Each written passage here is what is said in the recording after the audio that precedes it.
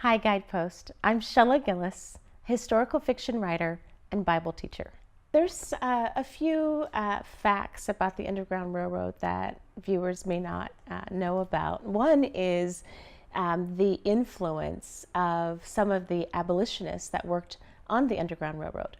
For instance, Frederick Douglass was a former slave who acquired his freedom at the age of 28.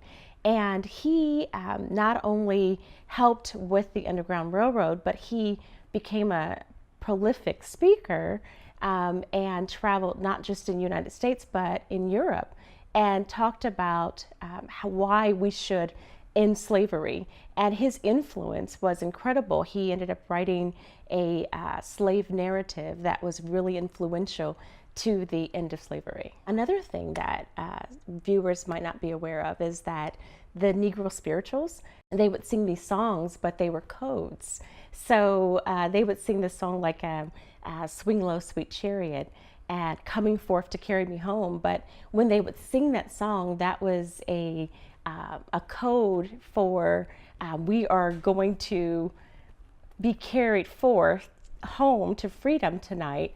And when they would talk about Moses, they were talking, it was referring to Harriet Tubman, who was one of the main conductors, one of the main people that carried the slaves through the Underground Railroad. And so when they would sing about Moses, they were saying, Harriet Tubman's coming tonight. This is our time for escape. I think one of the things that people often ask is, why do we even need to go back in history? Why are we looking at slavery? I mean, it's 2018. What is the point?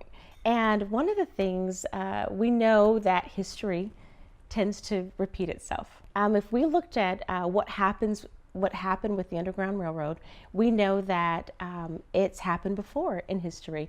When we look at the book of Exodus, chapter 1, we see an oppressed people who were in slavery, the children of Israel, and we see this Pharaoh who was oppressing them, who said, the children's sons, boys who were 2 years old and younger, were to be killed.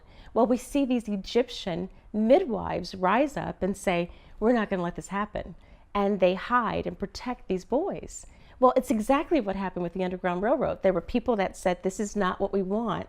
And they hid these slaves and tried to help them escape to freedom. We saw it again in Nazi Germany in the 1940s, when we saw the people rising up and saying, we're going to hide the Jewish people. And so if we don't look back, we will find ourselves in similar situations. We see it in the world today. So it's always important that we look back and decide, who do we want to be? And what can we learn from history that we can change and make things better? What I learned in my research about the Underground Railroad that gives me hope for America today is the fact that there's always a remnant. There's always a group of people that stand up and say, enough is enough.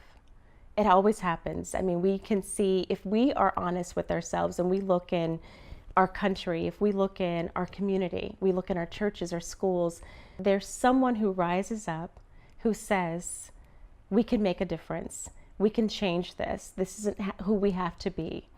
And I think the question we have to ultimately ask ourselves is, will it be me?